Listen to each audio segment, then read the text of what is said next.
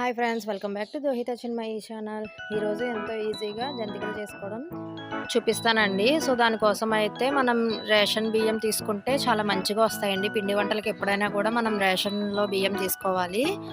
మేమైతే 1 కిలో తీసుకొని పిండి పట్టించాము. దానిని ఇంటికి తీసుకొచ్చిన తర్వాత అయితే ఇలాగ ఒకసారి జల్లించుకోవాలండి. చూడండి, ఇలా వేస్టేజ్ అంతా కూడా మనం జల్లించుకోవాలి. డైరెక్ట్గా మనం తీసుకుంటే కనుక అది మంచిగా రావండి. ఇలా జల్లించుకున్న తర్వాత దీనిలో వామ్ అయితే వేసుకోవాలి. స్మెల్ బాగుంటుంది, అలాగే మంచి టేస్ట్ కూడా వస్తుంది. 1 కిలో పిండికి 1 కప్పు శనగపిండి అయితే తీసుకున్నాము.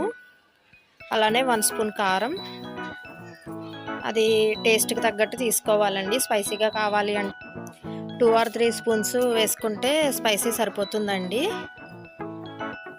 తగినంత సాల్ట్ వేసుకొని ఒకసారి పొడిపిండిగానే మనం మొత్తం మిక్స్ చేసుకోవాలండి. వాము, కారం, సాల్ట్ మిక్స్ అయ్యేలాగా మెత్తగా మిక్స్ చేసుకోవాలి. మనం వాటర్ మరిగించినప్పుడే దానిలో కొంచెం సాల్ట్ వేసుకుంటాం కాబట్టి సాల్ట్ ఎక్కువ పట్టదండి. హాట్ వాటర్ని యాడ్ చేసుకుంటూ మనం మిక్స్ చేసుకోవాలండి. వాటర్ వేడిగా ఉంటాయి కాబట్టి ఇలాగ గరిటెతో మిక్స్ చేస్తున్నాను. కొంచెం చల్లారిన తర్వాత మనం చేత్తో మిక్స్ చేసుకుంటేనే అది మంచిగా మిక్స్ అవుతుందండి పిండి అంతా కూడా.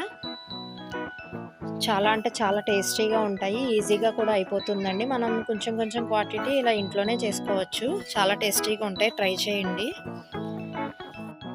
బియ్యపిండి క్వాంటిటీ అనేది ఎక్కువ తీసుకున్నాం కాబట్టి కరకరలాడుతూ చాలా అంటే చాలా మంచిగా వస్తాయండి జంతికలు అనేవి. వీటినే చక్రాలని కూడా కొంతమంది అంటారు.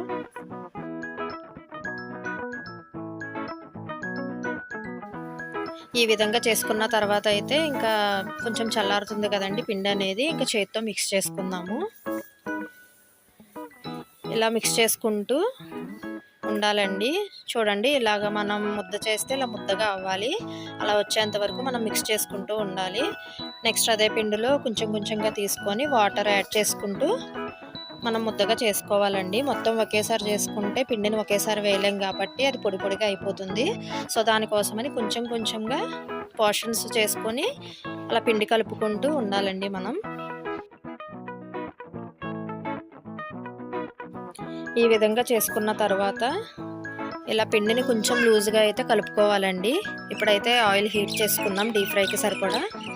ఇప్పుడైతే ఒక ముద్దను తీసుకొని ఇంకా చక్రాల గిద్దలోకి వేసుకుందాము. కొంచెం జారుగా ఉండాలండి. దానిలోంచి ప్రెస్ చేసినప్పుడు కిందకి మంచిగా రావాలి అంటే కొంచెం అయితే జారుగా ఉండాలి. ఫస్ట్ టైం వేసే వాళ్ళకి ఇది ఒక టిప్ అండి.